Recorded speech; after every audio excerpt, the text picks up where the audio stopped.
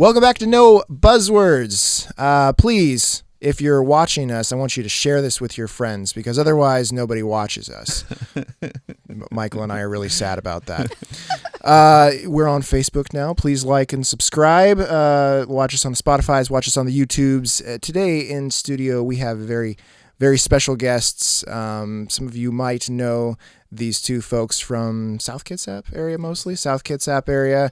We have Sean and Cerina Murphy. I'll let you guys Karina. It's all right. My dad couldn't spell when I was born, and, you know. Really? It's Karina? Mm-hmm. Oh, no, I've been calling you Cerina this whole time. I get it all the time. It's no worries. Okay. Well, welcome, guys. Thank you. And you want to introduce yourselves? Tell us kind of like what you're doing and where you're at? Sure. Well, I'm Sean Murphy. This is my wife, Karina Murphy. Gosh, we've been together now 17 years. And so what you'll see is we're pretty much inseparable. So if you see one of us, you know, you're going to see both of us together. That's great. You know, we do our work together. We volunteer together. Anything we do in the community is together. So we're just kind of one of those couples that, you know, we kind of gross people out because we just hang out with each other all the time. You know, she really is my best friend. It's kind of a cool situation, I think. I think if somebody was going to spin it, they'd say we were codependent. Yeah, that's fine. It happens. You know, I got out here in the 90s when I got stationed over at Sub Base Bangor. Fell in love with Washington State. Now I've stepped foot in 49 states, a few foreign countries. But Washington, I've got this super sweet spot for. In fact, now it's become the place I've been longest, even though I've not originally from Washington. Like this is where home really is. We've been here, you know, we've put down roots. You know, bought a house in Port Orchard. You know, raising the kids out here. So where are you originally from? That's fun. So dad was Army. So my mom's side of the family is from Iowa. My dad's side of the family is from Pennsylvania. I was born, you know, military base out in Italy. Graduated high school in Pennsylvania. Spent a few years in Iowa. Then joined the Navy right after high school and ended up out here and stayed. So I tend to think like I'm from here, you know, because this is where I've been the longest, you know, for most. But she's a local girl. Yeah, I grew up in Seattle, West Seattle specifically, like my whole life. And he was a bartender at a bar that I frequented at the time, and we just kind of connected. And I think it's funny when you meet people in a bar and you're in that kind of a scene. A lot of people are they have a lot of disbelief that it's ever going to go anywhere. And here we are 17 years later, and a lot of my friends are just kind of, I don't really even talk to them anymore, but it's like almost like they wanted it to not work out because we were just, you know, party people and, you know, and it's like you grow together, I think is part of the main key. So it's like when we got, you know, we stopped drinking and we got sober, we did that together. And it's like, you know, you just have to grow together. And I think that's the main key of like a lasting relationship. Yeah, I think if you don't focus on growing together, eventually you're going to grow apart. Yeah, and that was, you know, for me, it was decades long. You know, my alcohol addiction. I mean, I was, you know, working in bars, working in restaurants. Every night was a party. I mean, just a wild life. I mean, and then, you know, next thing you know, you've been blacked out for 20 years. And so when you come out of that, what's fascinating is you realize, you know, what they say about, you know, addiction kind of stunting your development is absolutely true. So you find yourself in your 40s learning the stuff you should have learned in your 20s. And, you know, it's kind of a daunting thing at first to realize you're so far behind, like when the fog, you know, clears up and you're going, oh my gosh, what have I done? So then you start trying to, you know, kind of catch up. And it's been a blessing because, you know, I mean, I'm going to go ahead and say it out loud. I don't you know what your crowd is, you know, but we don't know what our crowd is either. God got me through that, and I'm lucky to be alive, you know, because there were so many situations that I was in that could have been, you know, it for me. It could have been, you know, arrests, jails, you know, people could have died, you know, we were driving, we were partying, we were doing everything. Yeah, I grew up in a rough crowd in Seattle too. Like shootings, a lot of violence in the friend groups that I hung out with. And I don't know what I did to be blessed to get out of all of that and end up here. But I mean, it kind of makes you feel like you're here for a reason. You might as well do something to be worthy of the grace that you've been given in life. So, did you guys both grow up in Christian households? My parents were Catholic. My grandfather actually was the caretaker for the church. So, I climbed up the bell tower and stuff.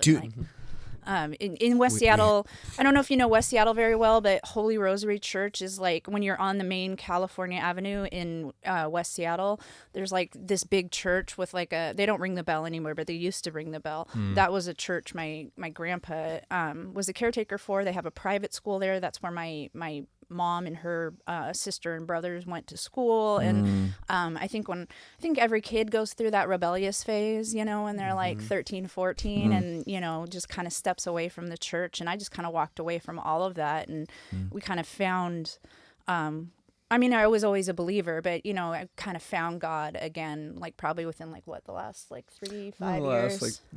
Oh, wow. 3 or 4 years. Yeah. Yeah. And I was raised kind of back and forth. My mom was really good about, making sure we were in church and we had a good solid upbringing. And of course I as well, I kind of rebelled against the entire idea. And,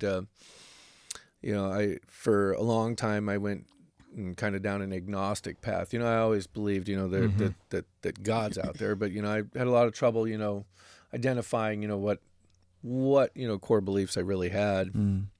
And getting sober, really kind of, when you look back, like literally, like you dodged bullets, shouldn't be here really. So then you start to question, okay, well, why am I here? What's my purpose? What am I supposed to be doing? And the hard part is you can't know. We can hope and we can pray about it and we can kind of, look for guidance.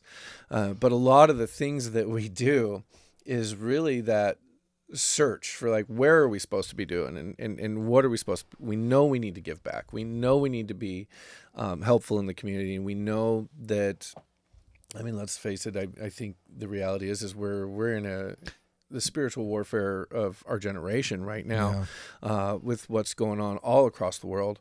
You start seeing the great awakening that's happening. More and more people are waking back up and saying, well, we need God and we need to get back to God. Look at when we've taken God out, look at these paths that we've headed down. And, so we're trying to find our place of where we're going to be able to give back to the community through both, political activism, volunteer work, through the church, the Harness Figures, which, I think they're some of the most amazing people on the planet. And I'm going to just go ahead and throw a couple of shameless little plugs here for them. The free garage sale that they host. Yeah. I don't think enough people in the community realize what a giant selfless act that is for them. They get nothing from that. Who are these people? Tim and Karen Harness Figure. They go to church with us over at Christ the Rock. And they do a free garage sale every month in the summer. Huh. And what's a free garage sale? Well, if you need something there, you can take it. And so they get there donations are donations from the community. They get donations from other churches because they have a big property. They have like a warehouse on the back end of their property. 3 giant buildings. Yeah, and it's packed with stuff. I've gone there a couple times. I'm just like, oh my gosh. A lot of times they get more donations than they can take, and it's all free. They take donations towards causes that they're working on at the time, but and they have like a small board of who decides what charity they're going to give to that month, and so they try to diversify it too. It's not always for one goal. It's like they try to spread out as much help as they can. And honestly, being around them, it always makes me question, like, am I a good enough person? Am I doing enough? Right. Like, because they seem to have boundless energy. They do this free garage sale. They go on this mission last trips. one, immediately the next day after the free garage sale, they're on a plane out to Africa so they can go do a mission trip. Wow. They do Santa's Cause every year at Christmas. To talk about that too. They're actually looking for somebody to help take that over because it is so all-consuming. And they've done it for 32 years. Yeah, so Santa's they need some help. Cause. Yeah, so basically, in the community, you can nominate a family. So they get nominations from schools, people within the church nominate a family, and if they're maybe needing a little extra help at Christmas, somebody will actually call and reach out to the family and talk to them about their needs and find out about their family, and they will make sure that every kid has a couple of presents to open. Every adult in the family has a couple of presents to open. They'll give Christmas trees, decorations, and they give a gift card for food. And they do anywhere from 35 to 70 families every year. Oh wow! And I mean, it's not a small endeavor that they do. and then there's people who volunteer. They come in and wrap all the presents, and people this last year they had a pickup, but they used to deliver it out to the people's homes. So they were giving families full Christmases every year, and it's I definitely want to help them get that, keep that going, and we need more people. We're looking for somebody to help pick up that mantle because they're pretty much done, and this is a program that needs to stay alive. They've done such wonderful things in the community, and after 32 years, I get it that they're ready to pass the torch. But I'm constantly talking about it with people because we should find somebody to. Yeah, you got to plant the seed, and hopefully and somebody will be like, somebody will go, yes. hey, you know what? That's a cause I can get behind. This is something that I can take the. Is it a registered reins nonprofit? Yes. I don't. Yes, it is. She knows. Yeah. Yes. Wow. She's the money and the brains of of us, Yeah, same with my wife. Yep. And mine. Yeah. I think it works, we got to find somebody, to be our partners that, kind of fills in those gaps where we don't have. I will push the thing. I will open the thing. Right. Yeah. You will tell me what the thing is. Yes.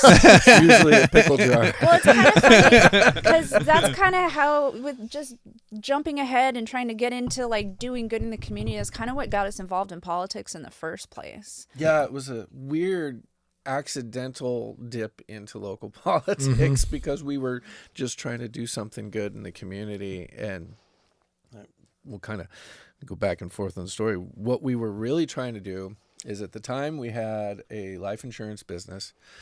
Self-employed. So now you guys meet in the bar, get married, find Yes. sobriety together. Well, Yeah. you know, And then- married, buy house, or have kids, buy a house, then get sober. A little backwards, but Sure, we sure. got there in the end. That's all right. Yeah. Luckily, the boys weren't They were old young. enough that they were really aware of how bad of a problem we had, and so we got sober while they were still young, and that's a good thing. Yeah. Yeah, they're 11 and 13 now, and they don't remember us ever drinking. And That's great. At least that's they a say blessing. that. You Yeah. know, I mean, sometimes I think my oldest boy is a little more polite than he should be, but the young one, he's brutally honest. He told me. Yeah. Yeah, so we were both working basically 9 to 5s, and I was like a lead pharmacy technician for the corporation that I worked for. I was like a district trainer, and he was a grocery manager at a grocery chain. So he was like, we were always. You're the second working. grocery manager we've had on the show. But we were Would you have always Matt Kennedy? at work. Oh, I love him. I do too. We had His name's Jamie from Town and Country. Oh, okay. Yeah. But we were just always like at work or commuting, and so it's like we would only see each other and the kids for maybe an hour and a half every day if we were lucky, like right before bed or something. Yeah. And so especially after COVID, it just kind of makes you look at things a little differently, and we realized how much time we weren't having with the family, and just how stressed we were all the time, and we weren't even when we were relaxing on a day off, we weren't relaxing. And so he started he wanted to start a life insurance business, and it was sole proprietorship, self-employed, so you kind of choose your own hours. You're 1099, you're just an independent contractor with that. Yeah, and so when the first 6 months he was doing that, he was making enough money to replace both of our incomes. And so I left my job to help him.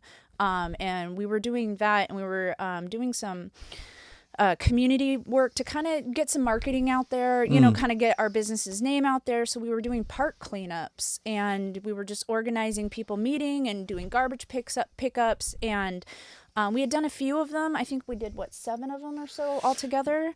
It was interesting though too, because it's like anything else. You have no idea what you're doing when you go to get into it. So it's like our first park cleanup that we had scheduled was like 6 people. Yeah. And like 5 of them were our family. You know? and we said, yeah, whatever, we'll just keep going. And I was like, hey, that's a good starting point. It can only get bigger. Yeah. And then, you know, our second one doubled in size. So we're like, hey, okay, 12. You know, That's awesome. wow, 12. But But if we you don't doubled, say and the that's number, good we growth. doubled in size. That sounds That's good impressive. growth. Yeah. So then we were looking into, okay, how can we expand, what we're doing? Let's get some more marketing out towards the park cleanups. Let's really get some community out there, because back a few years ago now, there was a gentleman, he's Bremerton Port Commissioner, Axel Stracklejohn. He's a great guy. Axel Stracklejohn. And he What a was sweet running name. I know, right? for... he was running for another position. I think he was running for county commissioner. Yeah, it was county. Yeah, it was county commissioner. And he called me up. He's a friend of And ours, he- so we were walking in the parades for him and stuff to help out. Well, he asked me a question, and he said, Sean, what do you think are the biggest problems that we've got out here? And, South Kitsap. And I opened my big dumb mouth, as I'm tend to do, and I told him exactly what I thought. And I said, I think the biggest problem that we have is that during COVID, we shut down everything, and we put people in their houses, and we put everybody in front of the news, and we told them, if you cross the street to check your mail, you're going to kill grandma. We put half the people in front of CNN, and we told them the Fox News people hate them. We put the other half in front of Fox News, and we told them the CNN people hate them. Right. People moved into our communities. People moved out of our communities with no bonds being replaced, as people are moving in. You don't even know they're moving in when you can't go outside.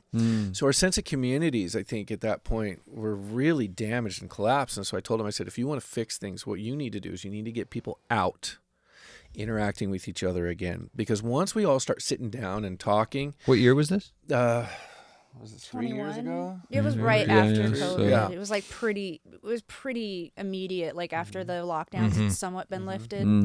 And I said, that's what you have to do. You need to get people out and about. Because once we sit down and we all start talking, whether you're Republican, Democrat, Or libertarian. Yeah, libertarians. I love those guys. You They're get fun. a chance to see each other as human beings instead of just the party affiliation. And it tends to bring down some of the tension levels, I mean, everybody knows I'm out there screaming on the internet all the time. But when we sit down, that's how we can actually find some common ground and really build something. And we realize that, that CNN watcher across the street is actually a really good person. That Right. Fox News guy over there, he's not trying to lock everybody up and throw them in jail. Just, it's the only way that we're going to be able to get that fixed. And I got off the phone with him and I hung up. I'm like, crap, I said it out loud. Once you say it out loud, now if we don't do something about it, we're not part of the solution. We are actively part of the problem, because you can't recognize and identify a problem and not work towards solving it unless you're part of the problem. So that kind of segued into, well, park cleanups. Let's get people out. Let's get people out. So now we're starting to get into our third park cleanup, and we're going to be over at Old Mill Park in Silverdale. And sometimes I get excited and I do things, and without her handy to slow me down, I make mistakes. That sounds like my Such marriage, as man. I went into AI, and I had AI write my flyer for the park cleanup. And this was serendipitous. You could say this was God putting his finger on it and saying, hey, I got an idea. You should listen. And the flyer said, hey, we were going to do drawings for gift baskets. And you And I published did it. not read it. I said, oh, that's good. And Yeah, so I saw it on yeah. Facebook like the next day, and I'm like, She's like, what are you when doing? did we talk about gift baskets? And he was like, what are you talking about? And I was like, all right, I guess we're doing this now. Oh, wow. But it was really, it really turned out to be a blessing in disguise. It really did. Because at that point, I said, okay, well, we got to do a gift basket. But we knew that AI has demanded it. the Yeah. grocery Whoa. outlet business model, I mean, I'm going to jump all over the place. So Yeah. is really an incredible business model, because to own a grocery outlet, you have to live in the community. You have to serve the community that you live in and run your store in. It's very cool. And Yeah, they the do a managers- lot of The managers stuff. own the building. It's a franchise. He actually got interviewed to own a grocery outlet when he was a grocery manager. So we went through the interview process and saw everything they do. So But we if know you a think lot you about don't have it, a but- life as a salaried grocery manager, those owners of grocery outlets sacrifice a lot. They do. They sacrifice a lot. You got support your local grocery outlet, guys. I'm telling you. Dude, I love Not grocery sponsored. Not sponsored at all, but those are really some great people. They do a lot of good in the community. Well, so we go into grocery outlet, and I'm 'cause like, we knew. hey, Yeah. I gotta, I'm doing The one in this, Silverdale. and I need to get But gloves, everyone bottled operates the water, same way. They're and everything generous else. people. And I said, we kind of got this gift basket thing that we got to get put together. You got some guidance or whatever? And they said, oh, well, we'll donate. So they donated to the gift basket, and then we were kind of like, well, let's just go talk to some of these other small local businesses. And, none of the big chains. Let's talk to like the local businesses. And so by the time we were done, we had 2 big, beautiful gift baskets that we were able to do for this event. And we had some of these local businesses jumping in and saying, hey, this is great. You guys are doing something good in the community. We do want to have our names attached to that. We do want to see that. And so it really opened our eyes to, what wonderful small businesses we have here in Kitsap County. I mean, great people that do genuinely want to give back, and they do want to help in the community and things like that.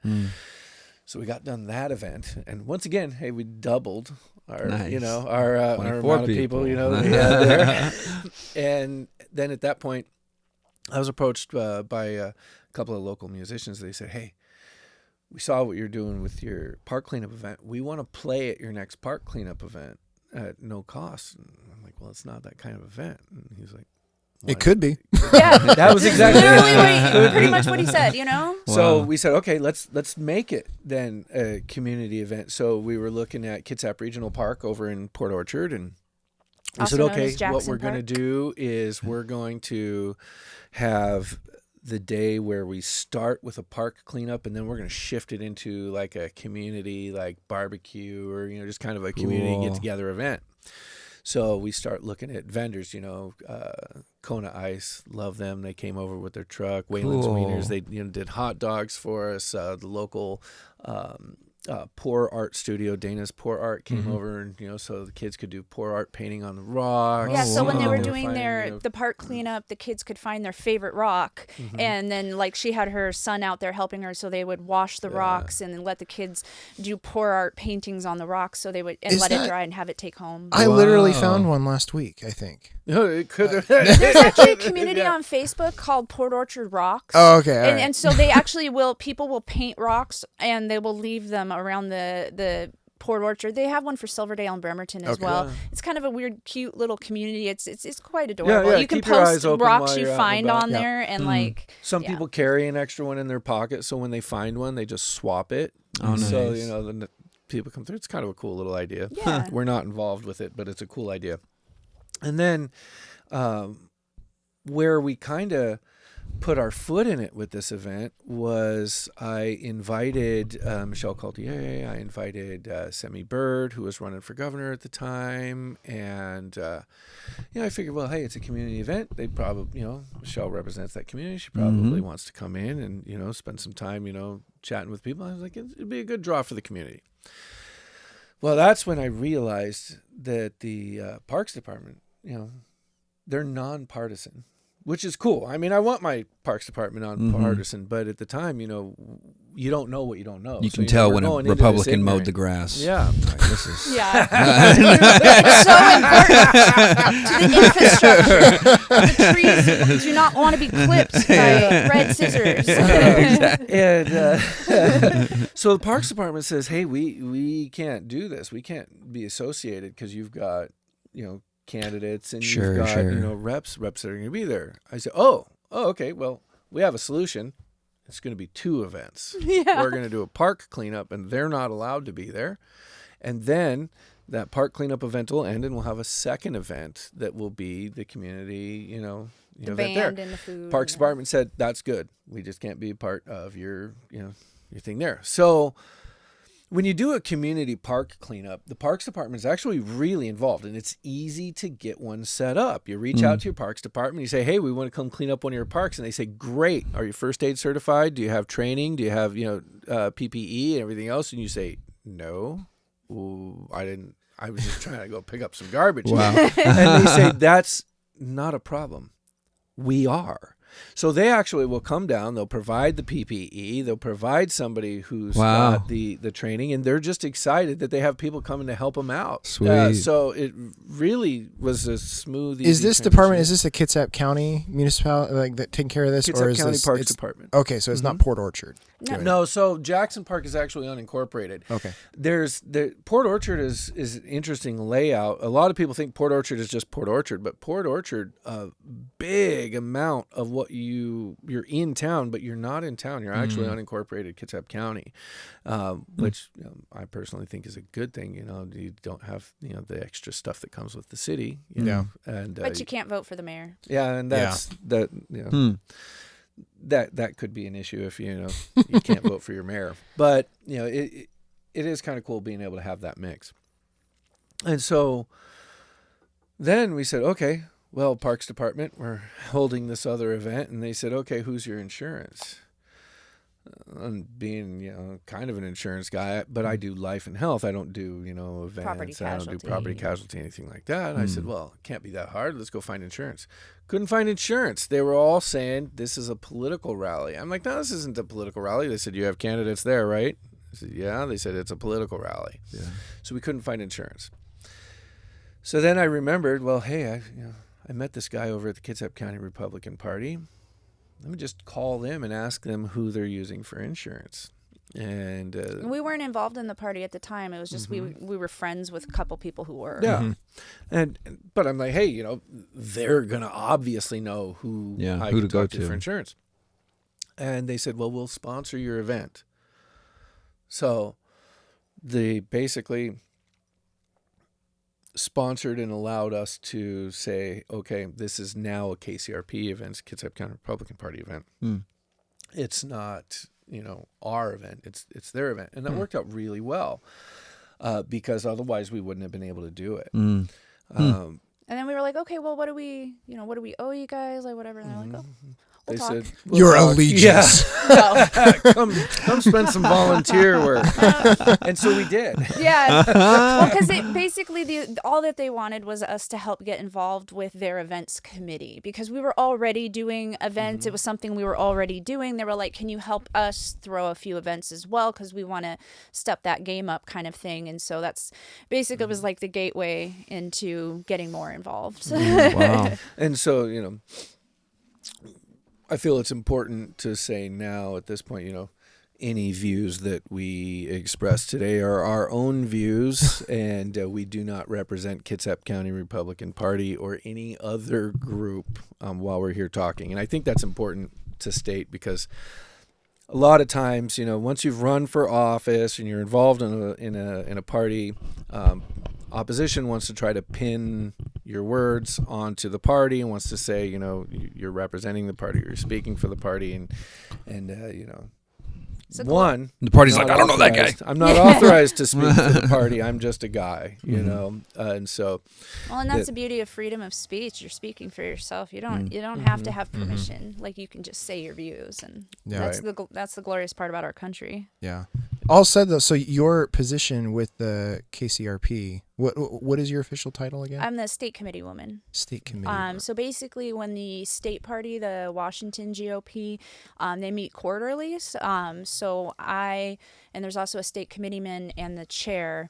We all go to the state meetings and to represent Kitsap County, and so just kind of talk to our PCOs, find out what their interests are, and then make sure that we represent that at the state level. And then I was the vice chair, but luckily I was able to switch that over. I'm actually now the South Kitsap rep for the county party. So what that means is we pay attention to school board meetings. We pay attention to city council meetings and like Port Orchard, South Kitsap. We also attend county commissioner meetings take notes and bring that back to, the rest of the party as far as, this is what's going on. This is what we're observing. These are the things we're there. You want to know what my biggest observation has been? This is going to blow your minds. Nobody goes. Nobody's paying attention. Nobody is looking at anything. Guilty. Yeah. And those, I don't blame them. I mean, those meetings are boring. Yeah. I mean, there's some spicy moments on occasion, but Public overall, comments are always entertaining. But overall, Those are my favorite. it's boring, so nobody wants to do it. But what we realized in attending these meetings is if we're not putting citizens' eyes on what's going on, anything can happen.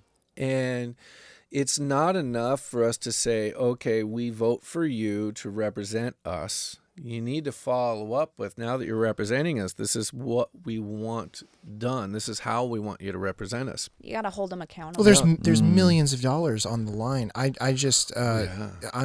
staring down the barrel of my taxes for this next year. Now that levy passed. Yeah. Oh well. And you're and already, the bond's going to pass. Well, probably. you're already more informed than half the people that we talk to, because a lot of times, like, the national news gets all the attention. It's all the glamour. Yeah. And you hear about these things that are happening in these different states, and you're like, what do you mean the national gas average is 320? It's like, on the way here was 489. Yep. Like, oh, they're lying to us. It's like, no. We're the You got to only scale state- it back. It's local. So all that, basically, it could be 320. Let's say, because Washington's always a little more expensive with gas. Let's say it's 350, right? Well, the reason it's at 480 is because the Olympia Democrats, but the Olympia politicians, they pass through all those taxes. So that $1.50 is going straight back to Washington State. That's not anything 6 cents, national. too. That is here in Washington that they are taxing their citizens overly. And everybody wants to blame the national politics, like, oh, they're cutting Medicaid. No. They're saying you can't have Medicaid funding for people who are not supposed to get it, who aren't eligible to receive these benefits. And instead non-citizens, for example. Instead of cutting non-citizens out of Medicaid, Washington State is just taking that reduced amount and spreading it out. So now the people aren't getting as much as they were because we're still funding non-citizens. And then they're screaming that the federal government is cutting their Medicaid benefits. No, that's your interesting. local. No, that's your local politicians. And the thing is this last cycle, through the legislative cycle, it's too much. I can't keep track of all of it. There's so many bills that get pushed through. There's a lot of people who do follow that very closely, and you just got to make friends with those people so you know what's going on. You can get the meat and get potatoes on a of mailing it list and not or get something like lost that where in you the can get the sauce. And when it comes to the ballot, it's so twisted. Both Michael and I sell fuel. So, like fuel pricing, like I'm on it every single day, and the CCA tax is insane. How they're, we interviewed Steve Clark. He's the owner of Cooper Fuel, Genesee Energy, and talking to him about what the CCA has done to our heating oil, what it's done to our propane, let alone all the gasoline you get at the station. And it's not a gas tax, but it really is. It's just taxing our refineries, and they just have to pass the cost. Well, on and to a lot us. of people, It's over 60 cents exactly. per gallon. You tapped on something there too. A lot of people say, hey, we want to increase the taxes, but only for the manufacturers, only for the distributors, only for the rich guys who own the businesses, and they don't really Economics realize 101. that everything goes passed on to the consumer. So if we're going to increase it over there, they're going to hand it to us. I mean, absolutely. So we need to get out of that mentality as a whole, that, if we just increase their taxes, everything will be okay. It's so funny that they can put that to, they can put that, they don't seem to put it together that the taxes will trickle down to us, but tariffs, oh my gosh, the consumer is going to suffer. And it's like, where's that same energy? Where's the same energy? And like, that's the thing that started to drive me crazy when I started paying attention to politics, is the hypocrisy. Like, just keep the same energy. If you're going to criticize this person for doing all of these things, but then your buddy does those things, keep the same energy, hold them accountable. And that's the part that bothers me. I just want people to be accountable for the things they say, accountable for their actions. And then I would walk away. I would be like, okay, my job is done. Like, you know what I mean? But It's just they hide so much and they lie, and that bothers me. It's just like I want to go back to raising my kids, taking care of my house, and trusting that the people that I elected into office have my best interest at heart. But everything, as COVID woke me up. And it was like, I cannot trust anything that anybody is telling me. And so now I have to be involved because I have to know what's going on because I can't trust you anymore. And that's the part, I think, where politics got ruined for me. It was just... Once you see it, you can't unsee it. Yeah. Right. Once you peel back the curtain, you're like, oh. The monster's back there. You can't just hide from it anymore. You have to confront it. Or the cockroaches. Right down to what we were talking about, with the park cleanup. Once you see it and you say something, well, if you're not actively, working on trying to solve some of the problems, you can't really. And everybody, not everybody has to do as much as we're doing, and that's the great part. Because sometimes I'm overwhelmed by the scheduling and everything else that we're trying to do. Because I have a trouble saying no. Like I'm like, yeah, I'll help over here. Yeah, I'll do. But if everybody was to pick like one little thing and they say, hey, you know what, I'm going to keep an eye on this and I'm going to report back to everybody a little bit. Or build a team of 3 or 4 people. Say, hey, we're going to keep an eye on this, and we're going to let everybody know what's going on, and then you start building some networks like that. And and it doesn't have to be like with a political party. Right. It could be like, because a lot of the groups that we are actually closer with are just people who are really like emphatic about the legislative session, for instance. We have a few people that follow every bill that's going through on whether it passes, what the language is in it. I don't have the capacity to keep all of that, but I know people who do. And so when I'm like, hey, I've been hearing things about this bill, I can just bounce it off of them and they'll tell me everything about it, like that they're seeing. And then we can help spread the message about it. And then people who are like, well, that's terrible. Well, there's ways to submit comments or call your legislator, or like there's little tiny things that you can do that actually do make a difference. Emailing your public officials actually does a lot more than you would think it does. They don't ignore their emails. A lot of times they'll actually print out the emails and they'll have a stack of them and say, we've gotten, public comment about this specific subject and all of these people are against it. And so something that they were going to push in, they'd be like, whoa, there's going to be a lot of public backlash, like citizens don't want this, and they'll actually take it away. They won't vote on it. So like you just have to like actually like voice your opinion, even if it's just a little blurb in an email that you hit send and you never think anything's going to happen from it. It's like a little ripple that eventually will cascade out. And when you think about how we got to where we're at here in Washington State, Washington State, we haven't had a Republican governor in forever. We haven't, had 40 years, 50. We have. I don't remember the exact 80s year, or something like that. And I know if I throw out a year, they're going to be all in your comment fact section. check. It might be good. It might help your comment sections. Get some engagement there. Please fact check us. We'll take any comments, positive, negative. But when we look at the general differences between, say, we won't even say party specific, but when we look at the general differences between people who tend to be more liberal, people who tend to be more conservative, people who tend to be more liberal are a little more comfortable with the idea of a big group banding together and functioning on that one direction. Conservatives tend to have things like their own businesses, super active families, more kids than liberals typically. Independent bigger thought. families, and they tend to all go and have their own big things they're trying to do. So conservatives get together every time there's an election and they all say, okay, let's go get active. And they're active for 3 months, and then after they all have their businesses to run. They all have, their independent things to do. So it tends to come together, fragment,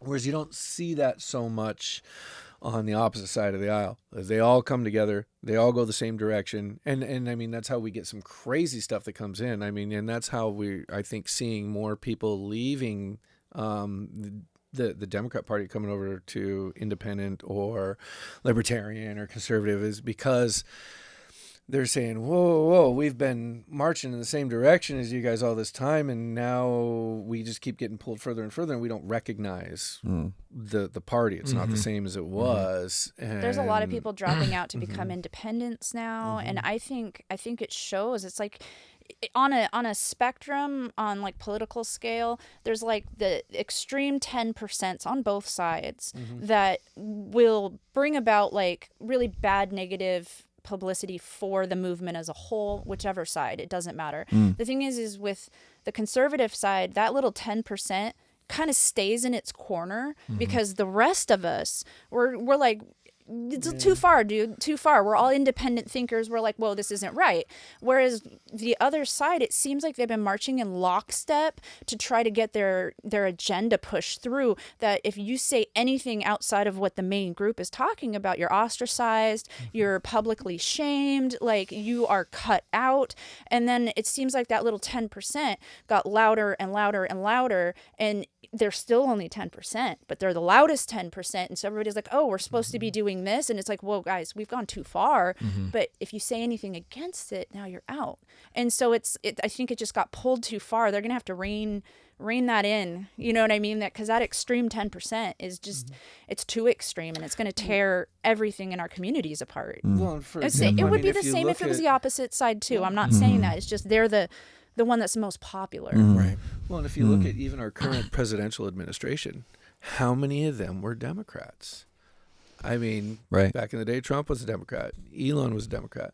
Kennedy was a Democrat. I mean, and are they not Democrats? Well, I don't really see that a lot of them have changed that much, other than that they've said, whoa, too far, guys, too far. We need to, we need to counterbalance this, and they see the danger in it.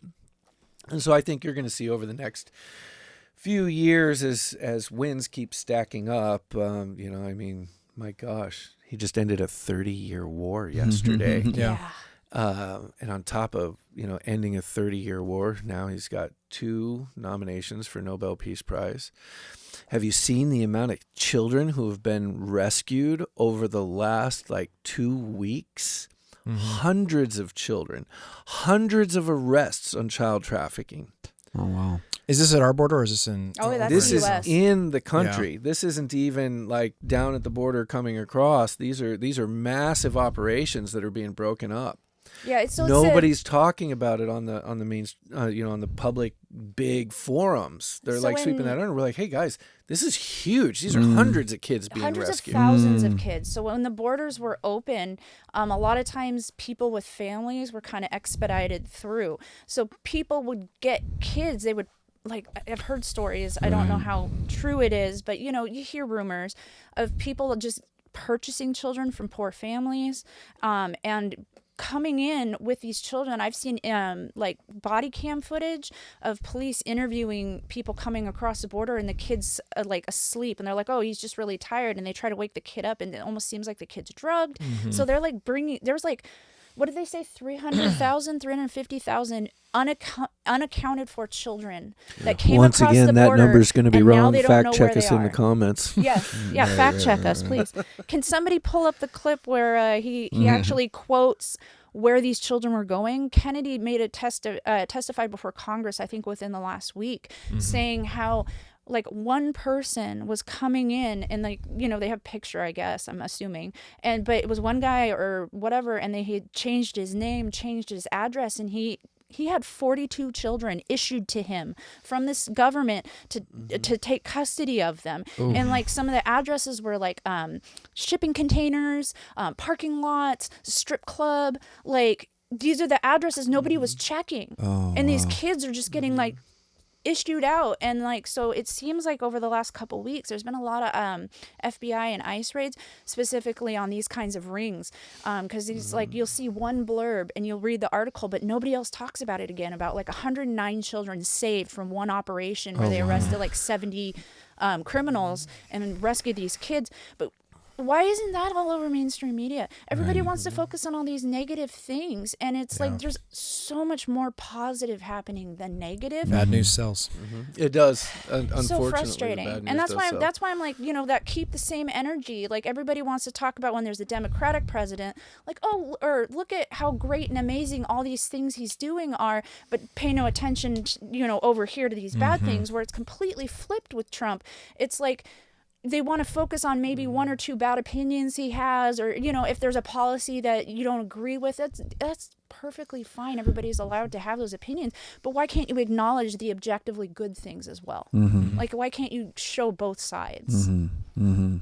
What you were saying about the I think just the political environment is changing. I know Michael and I both are avid Joe Rogan listeners, and you were saying, like, Trump used to be a Democrat, Elon used to be a Democrat, Joe was a Democrat. Well, what's interesting is, like, I think that it's almost like that hippie generation, that old school liberal, that are kind of our true Republicans right now. They're it's because I think their idea of, because if you ask Joe, if you ask Elon, definitely, what is like the old school Republican, like war machine, and America is fight with our fists, shoot first, ask questions later. They're not for that. And that's kind of what the Republican Party is leaning towards right now, is that America first mindset, in that let's just, let's protect ourselves, let's build our country up, let's take care of ourselves. And the opposite is true. You're seeing this, the Liberal Party fighting for this war in Ukraine for whatever reason. Right. And here we find ourselves, we have a president currently who says over and over and over again, and backs it up with actions, I want to be a peace president. I don't want to be a wartime president. And actively going around and stopping 30-year-long wars, 12-hour wars. We just had the great 12-day war, not the 12-hour war, the 12-day war. Well, see, the thing is peace through strength. So that's the whole thing with peaceful protests, is that they're not telling you. It's all about the language.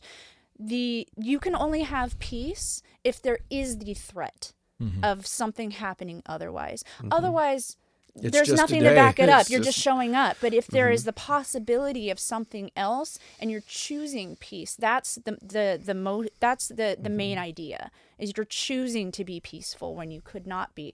And so the peace through strength is, we are choosing to negotiate, to do trade deals, to try to be friends. We are choosing, but you have to back it up, because if somebody pushes you on it and says, no, I want all of it, or whatever their demands are, you have to have the strength to back it up and say, no, we are going to have peace, or this is the other option. And it's a hard thing to swallow, but I mean, if there's no punishment for doing wrong, then there's nothing stopping the criminals. I mean, what is it? Empathy for the cruel is cruelty to the weak.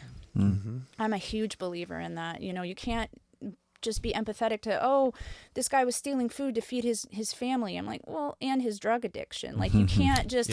Well, and he's hurting the family of the business that they're stealing from. Things like that. And you have to realize, it's like, okay, we can have empathy, but we don't have to have suicidal empathy. Yes. We don't have to care so much that we get run over, that we allow bad things to happen to other people, because we are too busy trying to see the opposite side. I need to identify with the murderer. No, you don't.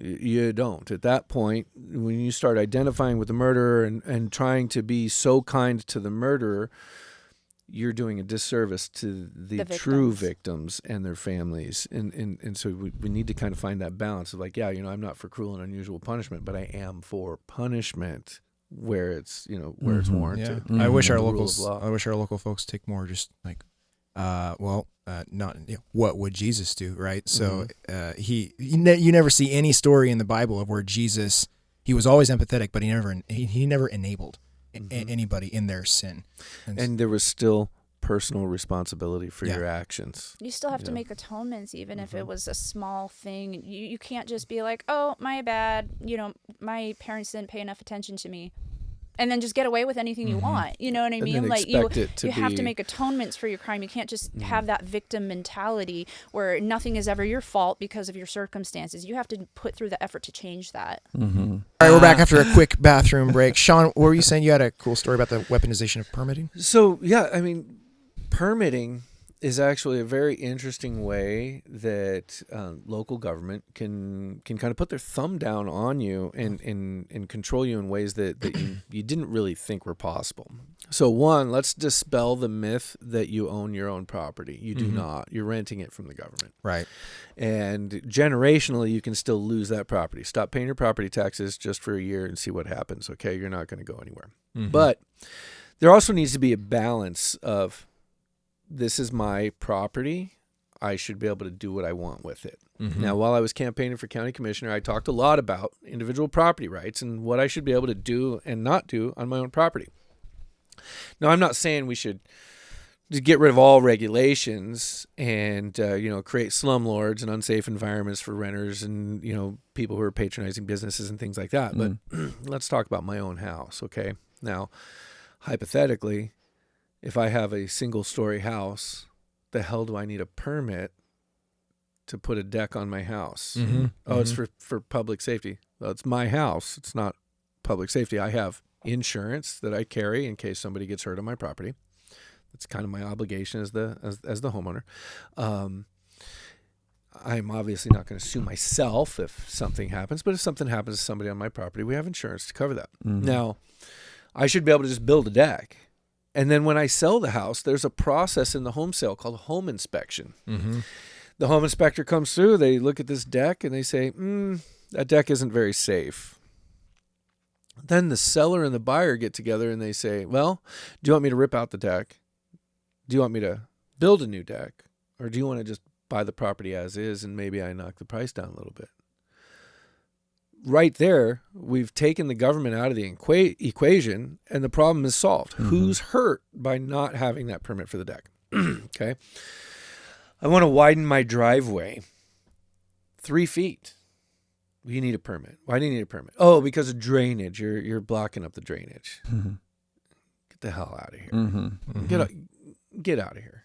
Just be done. Yeah. I don't need a permit to build a 200 square foot building. Yeah. Okay, right? That's just a shed. All of my buildings on my property are under 200 square feet for that Right. exact Smart man. reason. So when I was running, I met this gentleman. He was homeless. He was addicted. He got himself sober while he was living in his truck. He got himself back to work while he was living in his truck, and he saved up enough so he could buy a small piece of land. Now he's got some land, but he doesn't have a roof over his head. Well, you know what? You can't camp on your own property, by the way, for longer than 7 days, right? It's okay if you set up a tent in, Bremerton right on the main strip. Oh, yeah. That's- If it's public land, the sidewalks. That's humane. We can't ask them to move. But your own property, oh, no, that's a safety hazard, And so you can't camp on your own property. Okay, well, he's homeless. He's got to come up with something. So, hey, 200 square foot shed. Awesome. Now this guy's got a roof over his head. He's gone from addicted, homeless, living in his truck, to having a job, having a plot of land, and having a roof over his head. So he goes and he gets a couple of solar panels to attach to his shed. Now he's got some electricity. He can charge his cell phone now so he can have some communication with his place of employment, an alarm clock to be able to wake up, be able to function. Perfect. Wow. He contacts a septic company and says, hey, can you put a porta potty on my property for me? Because I don't have a septic system yet. Okay, well, he's not even peeing in the creek or, peeing in the woods. All right, he's doing great. And they're maintaining it. He was, coming out to empty it it's every on a month schedule, or whatever that he had set up. So it's hygienic. And So now it's cold winter. He installs a wood stove into his shed, proper flashing and everything to make sure it's not a fire hazard. Awesome. This guy is moving. And, if you look back 100 years ago, 150 years ago, this is how you start your property. You buy your land and you start building what you can and you improve as you go. You know, That's so he's literally the American dream right there. So he's starting off at like zero, like negative, because he was homeless in his truck, and now he's got something to live in temporarily while he moves to make a more permanent structure. Mm-hmm. Now the county comes along. Yeah. Hey, you can't live in that. It's not a permitted dwelling. Oh, man. What do you mean I can't live in this?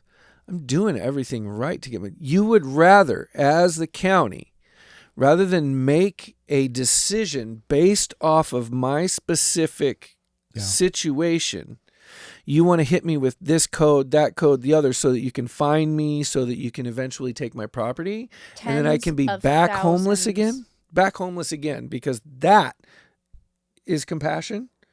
Yeah, so we got tens of thousands of dollars in permitting fees and what do they call them, like penalties and all of that stuff. Man. And this gentleman holds like a barbecue at his house every month for other addicts or homeless people to show them that there's a way out, To give them hope give and them help hope. them work together to Is this get in out of their Kitsap? situations. Yeah. It is. It Wow. is. Seaback area. Mm-hmm. Feedback area. And I mean, I totally want to meet this guy. He's a great guy. I could get you in touch with him. Oh, that'd be Absolutely. awesome. Good guy, really That'd be good guy, awesome. and incredibly it's kind. It's really tough to say with any kind of moral high ground. Hey, we're the party that's looking out for you people. If we're going to turn our back and actively kick the feet out from under people who are trying to stand up on their own. Mm-hmm.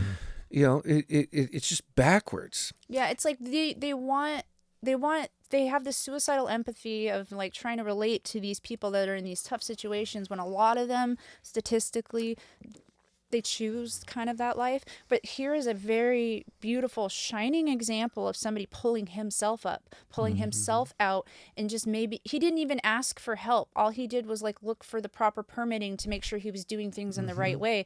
And it seems like you should be glorifying this person and saying, how did you do this?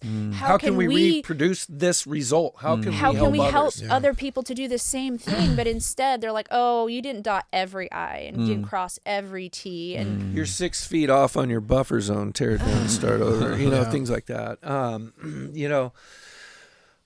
It was interesting, at one point while I was running for county commissioner, once again, you don't know what you don't know. And I was in a meeting with Kitsap Builders Association, and we were talking about, some of the things, like Capo. No. This meeting was Kitsap Builders Alliance, and they were there's a asking lot of me some alliances. questions, and we're talking about, areas between properties, like housing developments up against rural areas, farms, things like that. And, I'm talking about, maybe there should be a bit of a buffer between the development and then kind of the rural areas to kind of help block the vision and things like that and the sounds, because one thing about city people is they like the idea of country until they have to smell it, hear it, or see it. Then they don't like it anymore. And one thing about country people is they don't want to look at the city when they are out, dealing with their cows and stuff like that. Like the two need to have a little bit of a buffer. But being fairly ignorant on that whole subject at the time, what Kitsap Building Alliance took from it is I'm a big fan of buffers. Well, in that situation, yes, but there also has to be some common sense to it and some limits on it. 250 feet from anything that's a stream on either sides. Now, if you have a stream that runs through your property and you have to have a 250-foot buffer on each side of that stream, how much usable land are you giving up for that 250-foot buffer? Right. And that buffer you can't do anything with. And wetlands designations is such a loose thing. I mean, it really, they can come in and they can, hey, this is a puddle that's connected to a ditch that's connected to a road. And when it rains, that's the day that we chose to come out here and decide whether or not you had wetlands. And, well, there's water on the ground, so now you have wetlands. So now you can't do anything with this property. Yeah, like if you live at the top of a hill and you have like just runoff that goes like even on the road, Yeah, like water on the naturally road, will how form it channels. is Yeah. everywhere else. They can look if that water runoff is constant enough, they can call it like a stream. And so 250 feet, think about it from your curb, like in town, let's say 250 feet from that curb, is your house within the buffer? Like you can't do anything with your front yard. You might be grandfathered in with your house itself, but you can't build anything at all. Not a You'll fence, never be able to not a- expand. You'll never be able to do Wow. anything functional with it. And while There's got to be like, common sense brought into it. that's Like you got to look at balance, each yeah. situation individually. I mean, I'm not saying that Once like if there's a again, yeah. river or all of a sudden you're going to build a dam and be like, it's my river now. You know what I mean? But like there's But then there's at the same aspects to time, it that yeah. are ridiculous. Like Yeah. there's too much regulation, and they all make money off of it. Yeah. Every permit you have to get, there's a fee. Every inspection fees. that you have to get to stay good with the county, there's a fee. Like it's just nickel and diming. I had just a contractor normal tell people. me that the permitting process in Kitsap County was so messed up that he would rather apply for permits to tear up a street in downtown Seattle than to do anything in Kitsap County. Yeah. Oh, interesting. Now I know we've made some improvements over the last few months. They've got a new head of the DCD. They're trying to streamline some processes. They're trying to bring things in. But I think the obvious thing that's being overlooked is we keep adding more regulation and we never review the existing regulation and remove anything. We need to kind of start, well, in my opinion, we need to kind of start looking at the idea of, hey, before we start putting in new regulations, maybe one, we should check and see if there's already a regulation in there that we haven't read because it's 18,000 pages long or something like that. Or two, we have to say, okay, we're going to put in this regulation, but let's remove one or two that are needless or outdated or things like that. Or redundant. One project that I'm about to start working on, and I don't care about saying this one out loud, we're going to get the permitting and building codes for Kitsap County in its entirety, and we're going to start dumping it into AI, and we're going to look for duplicates, and we're going to look for not just the duplicates and redundancies, but also contradictions. Yeah. How many times does one code say this and one code say this? Your permitting process, when somebody has to go through all of those regulations and find out whether or not what it is you're doing is within regulation, if we've got contradictions, then it's up to interpretation. And when things are up to interpretation, it can be, inconsistent with how whether it's approved. Do I need to apply for my permit only when this person's in the office because I know they're going exactly. to, Right. we have an entire industry that has sprung up around our permitting process, and their whole job is to help you navigate the permitting process. They're like a little middleman. Yep. And it's the whole industry. The government is supposed to be serving us and not the other way around. Yeah. Has that permit And- technician had a bad morning? Did they have their coffee this morning? Yeah. Right. Did they have a fight with their spouse? And now they're angry as they're going through this list, or And I honestly, truly believe that most people who work in our local government, they want to do good things and they want to help people, but bureaucracy can tie your hands and it can make it tough and things like that. So And you can become jaded pretty quick. very Yeah. quickly. Yeah, And you would not be shocked at how many people end up with a chip on their shoulder after working with anything political. And I mean, that's part of the reason, like him and I, we kind of we want to do things that we get excited about and not go with a specific party or towards a specific goal. Is like, what can we do to make our community better? And I think that helps remove us from any name calling. It doesn't bother us. You know what I mean? Like, and people have I get that we called know a lot of things. I don't care. people we know have been like targeted by like internet hate campaigns, for instance.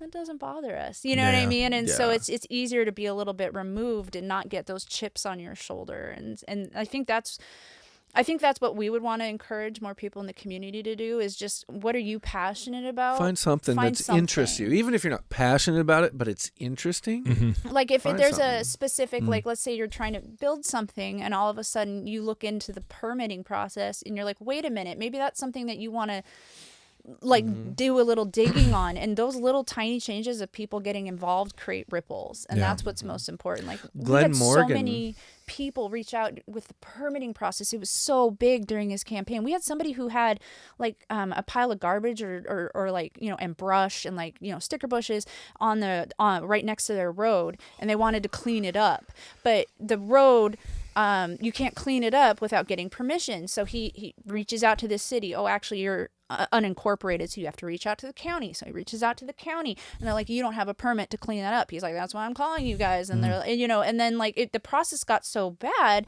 that he was like, you know what, I'm just going to take care of it. You know, it's just cleaning up some garbage, trimming back some bushes. Well, then you get slapped with like fines because you're doing unpermitted work on county property. He's like, but I reached out to you guys to ask how to get this done, and you're in this vicious cycle of paying more permitting fees and violation fees, and there's and the county should just and been the like, job you never did it? gets done. Thanks. Wow. Cool. Yeah. Well, you hooked us up. Appreciate it. You know, just you know, if I accidentally mow a strip of your yard and we're neighbors, are you gonna be like, dude?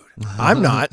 I know some people that might be. Right? I mean, you know, hey, if I'm that guy that I keep those real straight lines and you're crooked on my lawn, I get it. But, you know, Those Republican lawnmowers. you know, but it's like there's so many things you can do locally to get involved and to help out and to make a difference that you don't have to like go charging in like some kind of a, you know, huge crusader that you're on a mission. You just pick a little thing. We just had a training in Kitsap County for a unofficial Doge program, which we know Washington State desperately needs, but you know, Doge at the federal level is an actual agency. There isn't one for the states. So this isn't like, you know, the state is putting together a Doge agency, but it's really not that difficult for citizens to get a small group together, 3, 5, 12, you know, however many people, to pick something and then start putting out information requests, you know, FOIA requests, you can get budgets, you can get everything. And then you can start sitting down and you can say, okay, here's a line item budget for the public utilities district. Yeah, anything that your tax dollars go towards has to be public record. So you can get the public bank, you can get the bank statements for the city, for the county. It all has to be public record because it is your tax dollars. And you know, a lot of people can get overwhelmed because they're like, I don't understand budgets, whatever. But that's the thing though, is there was so Glenn Morgan runs the class, and I don't know if you guys have seen anything he does online, but he is a Washington State activist. He even calls himself an activist. He has a YouTube channel, We the Governed. We the Governed. And that sounds familiar. Yeah, he's really thorough. And so there was a small town. I think its name was Milton, if I'm not incorrect. And fact check us in the comments. But basically, a county clerk. So she's not an elected official. It's somebody who got appointed to the job, been doing it for 20 years or whatever, right? They caught her. She had stolen like $1 million, or it might be several million. I'm going to go on my hedge my bet on $1 million. I remember this story. So basically it started out as people would pay their bills because it's a small town. They would come into the city government and pay their bills in cash, and she would issue a receipt. Well, she started keeping the cash, issuing the receipt. And so money just started disappearing, but it was such small amounts and nobody noticed. Right? She was passing all the audits too. And passing every audit.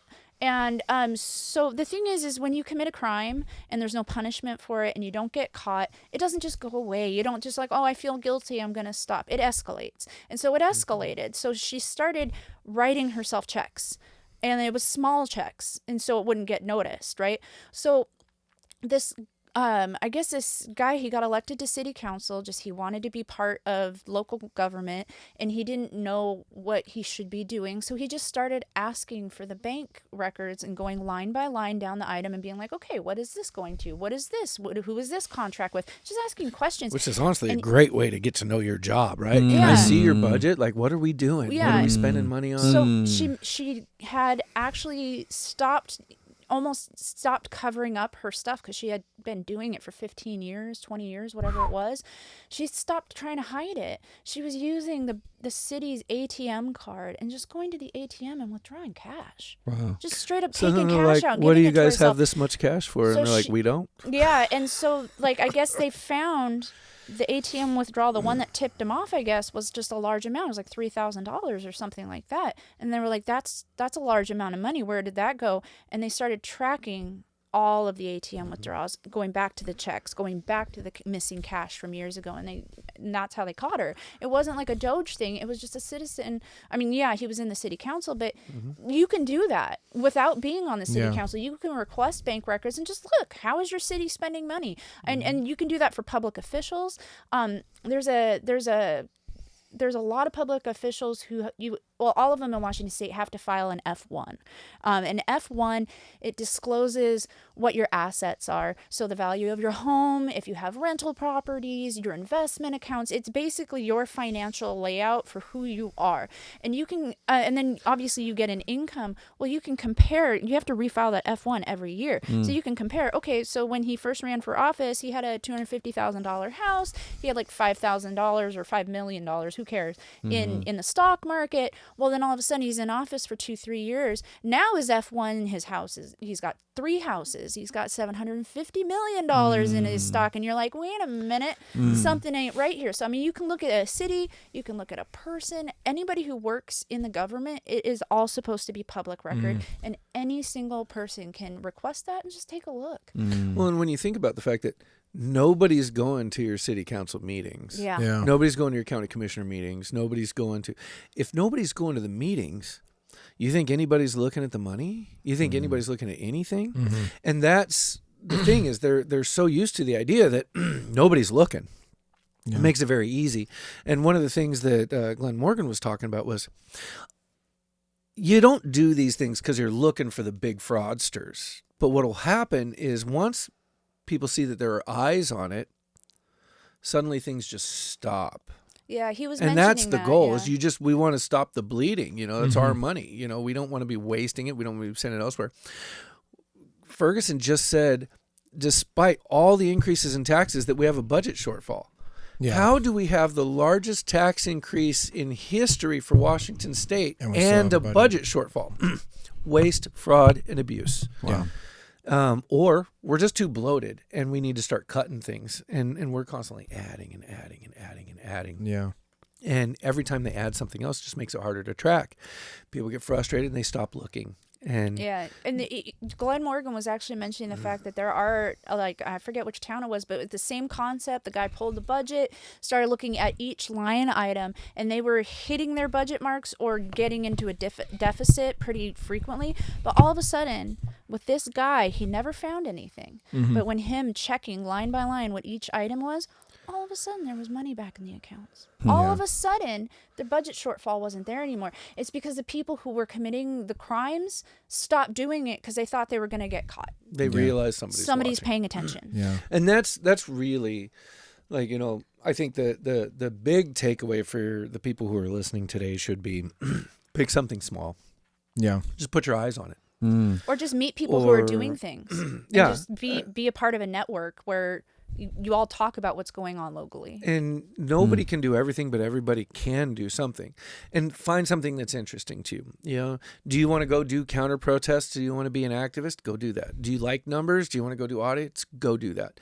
Do you like to have conversations with people, like podcasts like you're doing? A lot of people don't realize that's a huge service. More and more people are turning away from common, standard media because they're realizing that they've been lied to so much, and they're looking for alternate places to get good quality information.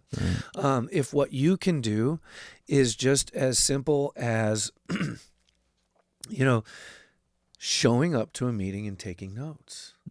The first time we went to a city council meeting, the city council members were like, they kept looking who over are those? at us. Why are there people here watching? It was a weird thing. Like, they were like, why are there people here watching? And we're sitting there going, where is everybody? Why is nobody here? And we're just here to take notes. Yeah, I and mean, so we're not like here the to... public comment period, they're like, okay, so it's time for our public comment period. So do we have any public comments? And we're just both sitting there just No, we're not here to make comments. looking, We're just and here they're to like looked all confused, like, because nobody shows up unless they want to complain about something. So like most of the council meetings that we've gone to, the public comments come in at City Council. They say their gripe, and probably I'd County say Commission is the same way. 8 times out of 10 it's not addressed. It's a public comment. They take the comment and then you leave. And that's what they do, is they leave. But the thing is if you leave, sometimes if the comment that you made resonates with one of the council members or one of the commissioners, they will address it right there in the moment. They might have a comment. And they might, but everybody makes their public comment and then they dip out, and you don't get to hear the response if there's going to be one. You know what I mean? It's just stay for the meeting. It's about an hour. It's not the end of your life. And you know, what you just- do, just and pay what you also attention. have to understand is if you do have something that you want to talk about, go talk to them about it. Because you have to realize that if you're an elected official, and this goes for both sides of the aisle, right?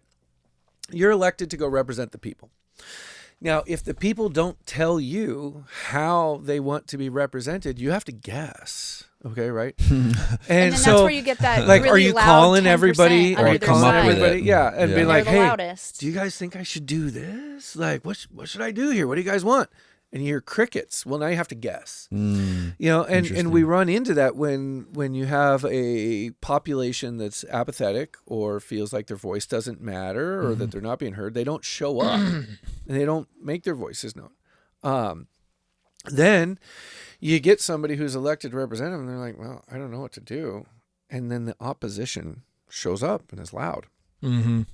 Okay, well, my job is to represent my constituents, and the only constituents I'm hearing from say this. Yeah, they're How trying can to I- preserve the beavers and the owls, and so obviously the climate is super important to them. So that's what I should focus on. And everybody's like, "Why are you focusing on this? Like our property rights are being taken away." And they're like, "But the only people I hear from care about owls. I thought that was your priority." And then all of a sudden they're put into between a rock and a hard place because those loud Interesting. people are showing up and holding them accountable for owl habitats.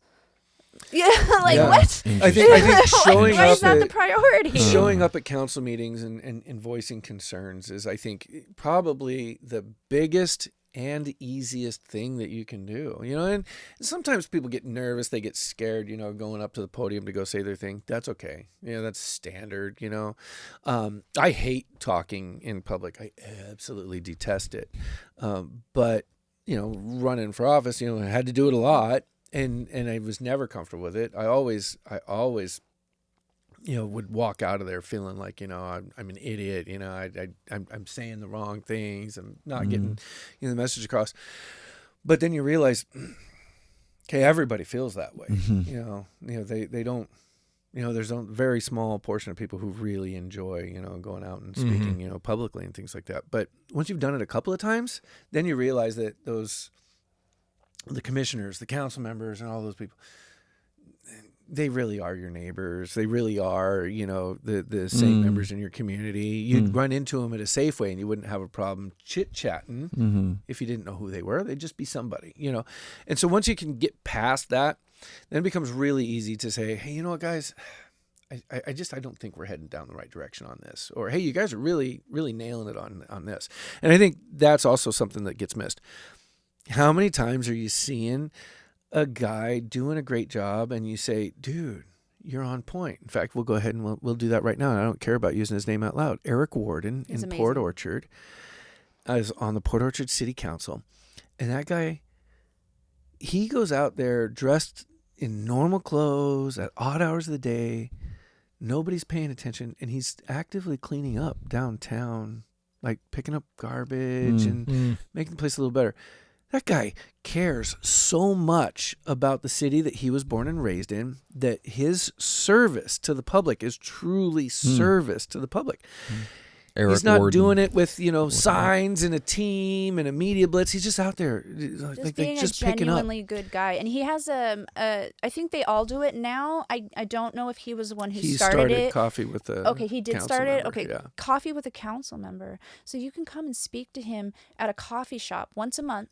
And he just sits there for On a few Saturday hours, morning, and he'll talk to anybody who shows up. And he started getting the other council members to join him. Very so informal. it'll be like 1 or 2 of them every month. You can go and be like, hey, I live in Port Orchard, and this is bothering me. And you can just talk, and you don't have to sit and be recorded in front of a microphone. And you can get your point across. And like, he actually wants to help the people of the town. Like a true public servant. That guy right there. That guy. And now, I don't always agree with him on everything. But you know what I am willing to do? I'm willing to take a guy who's a true public servant and sit down and have genuine, open conversation. And whether or not we agree on everything doesn't matter, because you can tell through his actions that he wants what's best. And I think generally most people want what's best for their community and their neighbors and their friends and their family. You know, we take everybody who's in politics and kind of, you know, villainize them. They're out for themselves and things like that. And yeah, there are, you know, certain elements like that. But then you get these guys like him. Yeah. And they truly are in it because they feel the deep, you know, gratitude for the place that they live and what it's provided for them and their families. And they just want to give back, and they want to make the place better for their kids, families, and you know, and things like that. And I think he's a stellar example of that. Yeah. But go to these things and say, hey, you know, guys, you guys just passed this. It was great. Good job. Do you have anything else coming down the pipeline in this direction? Because it's just like restaurants or anything else. You know, so this day and age online, everybody's very quick to run and leave a review. If it was a bad experience. You know, you go to restaurant reviews, most of them that you're going to see are negative reviews. You go, you know, and it's because it's a venting thing, you know, mechanism for people is to go on there and, you know, I had a rough, you know, and it maybe the business is a crappy business. Maybe it's not. Maybe that, you know, there was just a situation that could have been handled with a conversation in the store or the restaurant rather than, you know, going online. And then you see all these negative voices and you don't see much positive. Well, maybe that's a really great place of business, but people don't naturally go running to the internet when they have something positive to say. They don't go running out and, you know, spreading good things. You know, some bad news spreads faster than good news. So I think we need to kind of take some of that approach and that mindset when we talk about, you know, who's serving us locally and who's, you know, are they doing a good job? You know, are they genuinely trying to help make things better?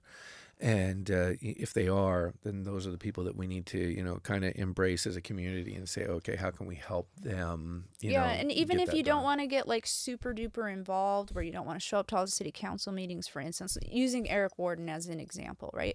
So let's say whenever the term is up, 2 years, 4 years, whatever, and let's say he runs for re-election, if you even just, you know, periphery kind of paying attention to, you know, kind of what's going on in the city council, and you recognize that he's a good guy, even just saying positive things on his Facebook posts, sharing it, liking it, just boosting him a little in the algorithm. It's such a tiny thing, but it creates such a big effect in the grand scheme of things, is just having that public support and like actual people like them. Because especially with this day and age with bots and bot farms and stuff like that, there's a lot of people who are doing terrible jobs that have a lot of money, who can just buy enough bots and enough followers to make it look like they're the popular choice, when if you look at the actual algorithms and their actual statistics, it's like you don't have any fans. What are you talking about? Interesting.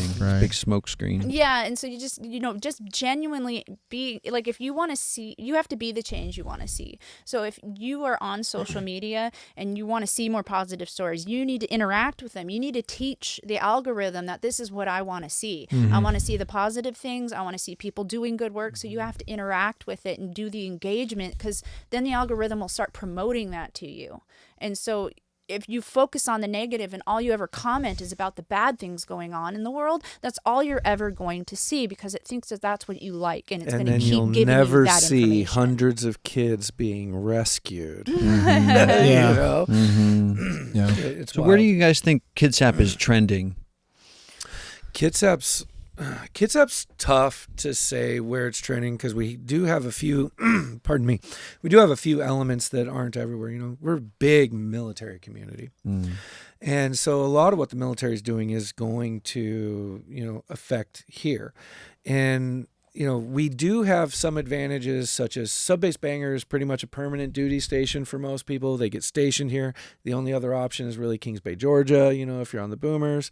So you have less of a constant, cycle through as if, it was a, like Groton, Connecticut, where it's a lot of training, and so people are in and out, in and out, in and out But constantly. there is still that element. So pretty much, the north end of Kitsap is pretty blue. And it, this Easy Poulsbo, commute to Bainbridge, Seattle, quick ferry hop. Yeah, and then the south end in Port Orchards, typically pretty red. I've heard some flux in that area right now, but it's typically pretty red, and that cuts off at about Navy Yard City. Gig Harbor's encroaching on us. Maybe, right? And then but then right in the middle, Bremerton, so you do have some movement, you know what I mean? Because the military families, they're here for 1-2 years, and then they're out again, and like there's movement there, so it's considered purple. It kind of goes back and forth. And I think a lot of that has to do with people moving in and moving out. Now, there will be some areas of North Kitsap that when you call North Kitsap blue, they're like, no, we're not, because, there's, you start getting down into that purple area down in the middle of the county, and you do see more of that. But when you look at, where are trends going in the county?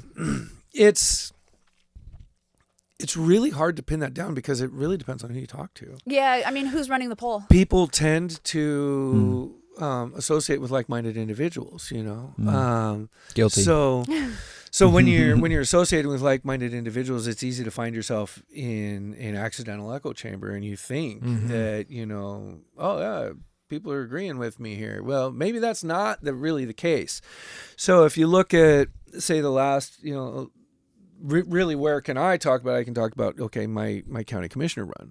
Well, we looked at, okay, what are we going to find in South Kitsap during the primary? So during the primary, we actually made county history. We got 2 Republicans through the primary. Now, you mentioned you're not really big, on how the politics work. So we have what they call a jungle primary. So that means it's not one Republican and one Democrat that wins the primary and then go face off with each other. It's whoever the 2 highest are. So we made county history by having 2 Republicans come across the primary. Yeah, so most of the time people vote down party lines. So in the jungle primary, you may have, I mean, you probably see it in the governor's race is a really good example. There'll be like 8 and 12 names on that like list of who to choose from, but 1 Democrat and 1 Republican, because it's the major 2 parties in our country. And so you'll have 12 people to choose from, but then when you get to, and that's what the primary is for. So the top 2 are going to make it through to the general, and then you choose from those on who actually is elected. And so it's whoever's the most popular, it's going to typically be Democrat and Republican. So typically, if you find yourself in a situation where your local primary for South Kitsap, you have 2 Republicans that come across, it could give you that, okay, I think we're pretty red down in South Kitsap. We had 2 Republicans come across that line. But then the nuances come in, and then maybe you're not so sure because there were 4 Democrats running in the primary there and 2 were Republicans. 3 Democrats running, and somebody running as an Abe Lincoln Democrat. Don't know what that means. Because Abe Lincoln was a Republican. Yeah. So super confused on the hard word. to tell what that was. But what some people would say is, well, the Democrats put too many people in the field. They split their vote up, and so they couldn't all vote, in the same direction, and that's what handed, 2 Republicans across the line. And they're probably right. Yeah, if you look at the number breakdown, because there were 3 really good Democrat candidates, very popular. There was one that was kind of more, has been doing it for a really long time in that race, like doing jobs related to that election. There was one that was more grassroots, who had a lot more popular Democrat votes. And there was a third one who was also just a really smart guy who wanted to step up and do something. But the fact that they had 3 split their voter base to where the Republicans had 2 to choose from, and it became it was already slight majority, but it just threw them both over the finish line, and because theirs was so watered down that it wiped them out. And so that's always one of those things when you're in a party system that you've got to look for. Are we oversaturating with the candidates? Or are we?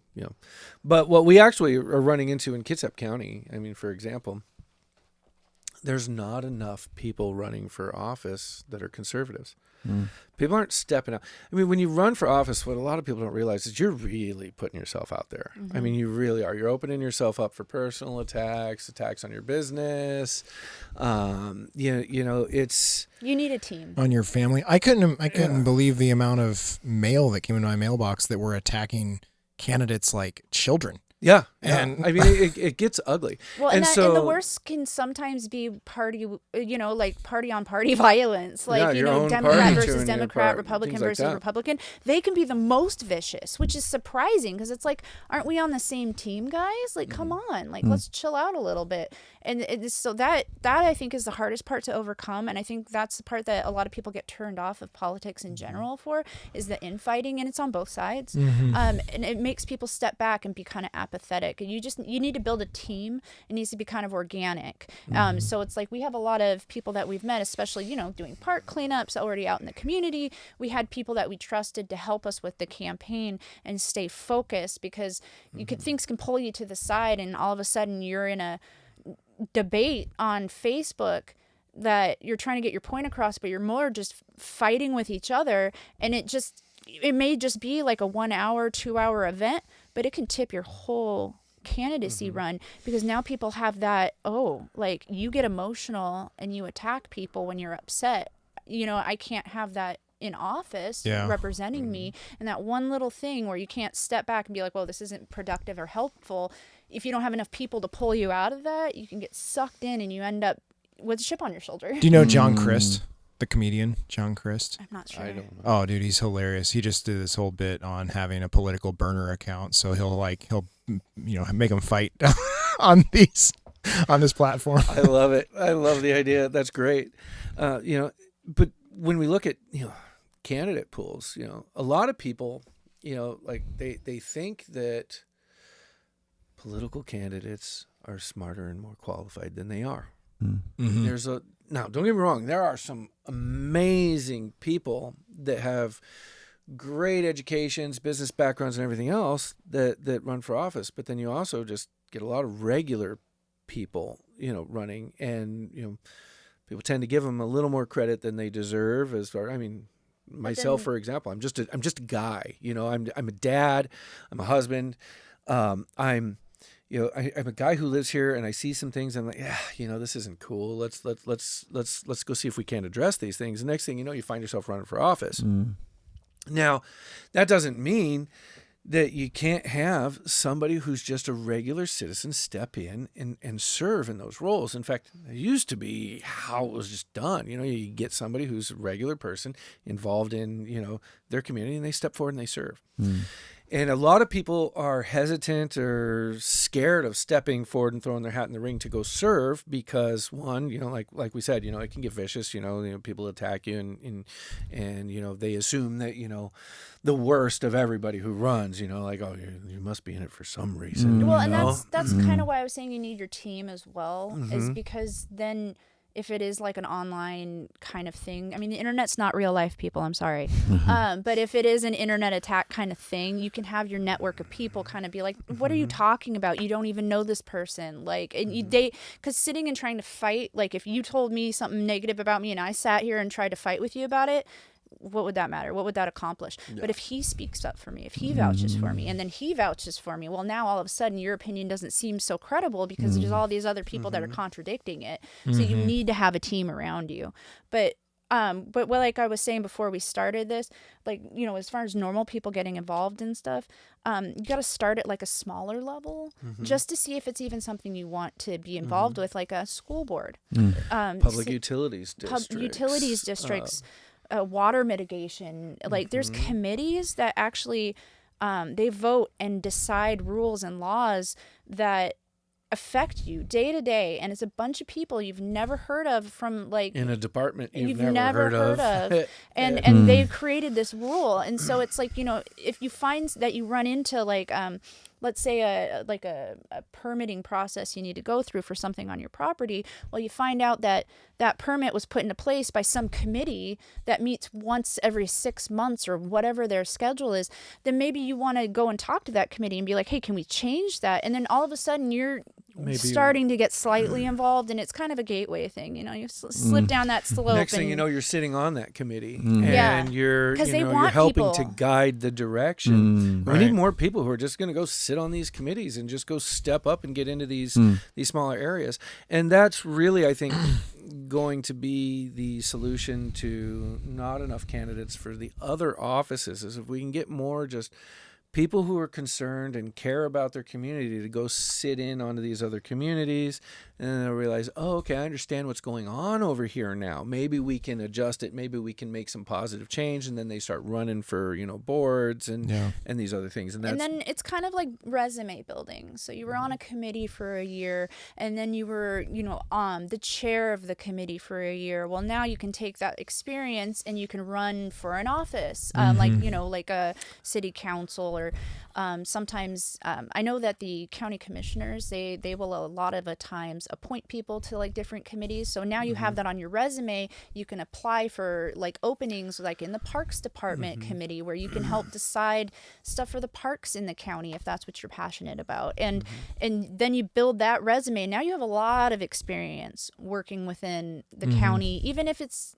environmental stuff like parks or whatever, but you can have that experience and push that forward into city council, school board, or moving up to the legislature. You can even go for the Senate with a little bit of experience, so you kind of know how things are run. If anybody ever wants to get on any of these committees, I highly recommend Robert's Rules of Order.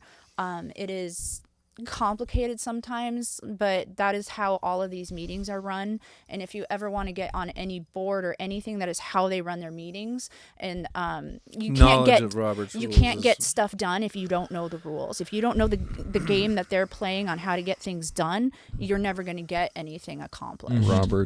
Robert's Rules of Order. It's real kinda, dry. Yeah, it's real hard. Painful reading. If you're somebody who likes rules and being like, okay, I've done my checklist, oh, you're gonna love it. But well, and in fact, it's one of those tools that can be weaponized Yes. too. People will take advantage of the fact that you don't know Robert's Rules of Order, and if you miss a word or a phrasing on like, let's say you and I were talking right now, and I was like, hey, I want to pause this subject and I want to bring it up at our next meeting, and you were like, okay, cool. Do you want to put forward a motion? So the motion makes it official. So you have to put forward a motion. Okay, I motion that and you use the specific wording, which basically is saying we're tabling this.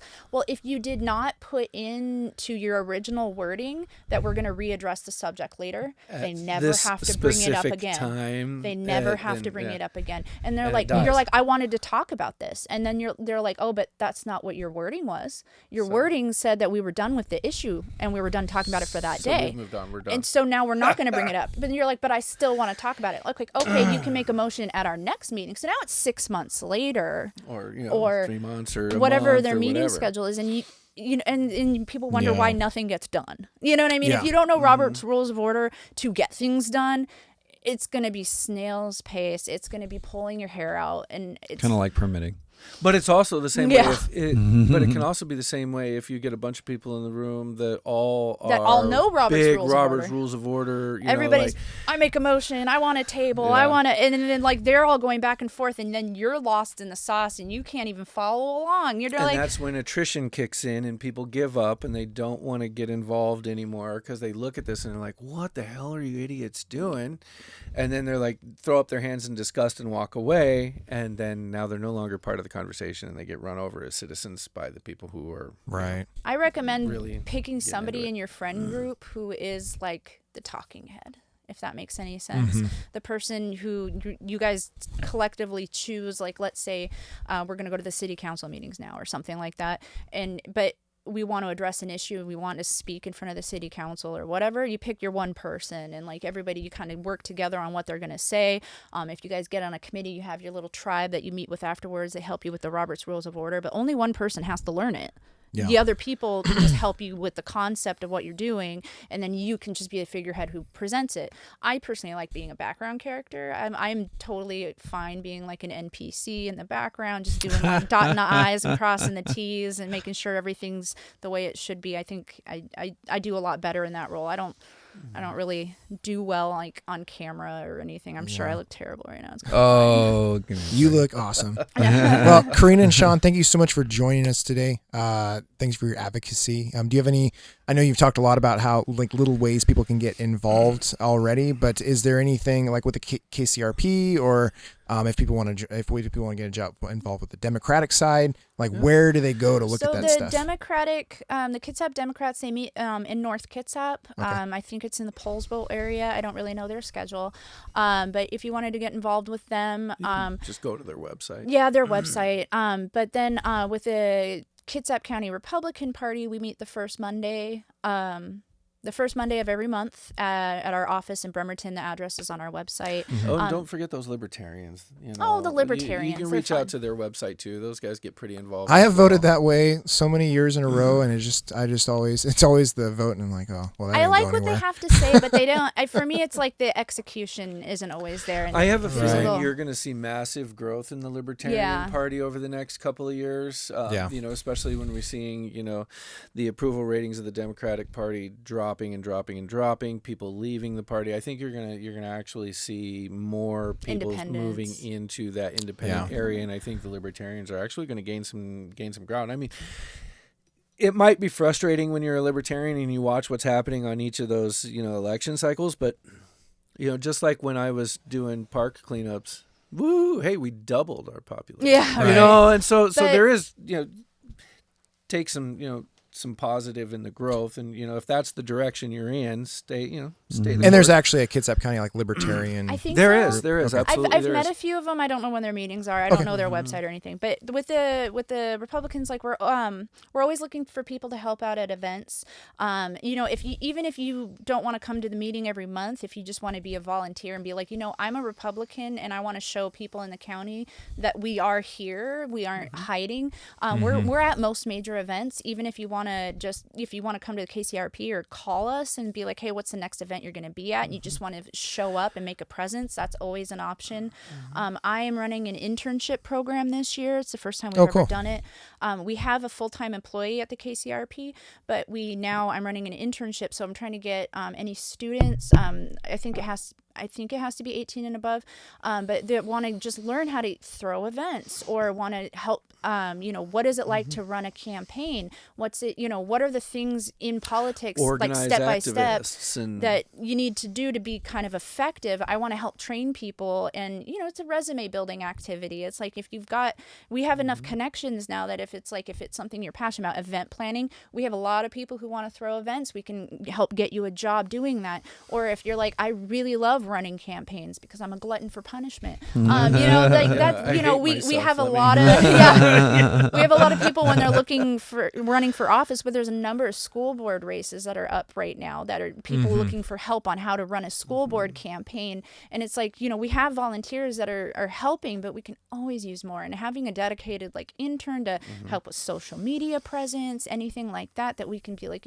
this candidate needs some little extra help. Like, I'm excited to teach people what I know, because there's only one of me, and there's everybody at the KCRP, like everybody has a thing that they're good at, and it's just how can we teach maybe even one person to know enough about that thing to where they could take over a campaign completely, because voter outreach is a whole algorithm unto itself. Who are your voters, who are your base, how do you find those people and speak to them? That's a whole concept that I'm not very familiar with, but I have somebody at the KCRP I can put you in touch with. Right. You know what I mean?